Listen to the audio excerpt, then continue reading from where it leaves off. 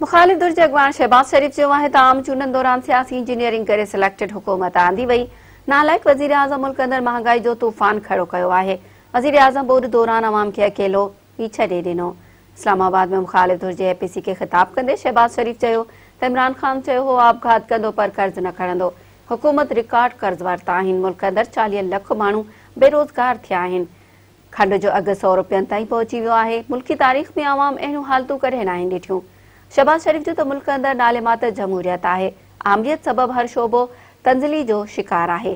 खंड ऐं कड़क जे स्कैंडल जो ज़िम्मेवार हुकूमत आहे। मुल्क अंदर एहतसाब जे नाले ते इंतकाम कयो पियो वञे।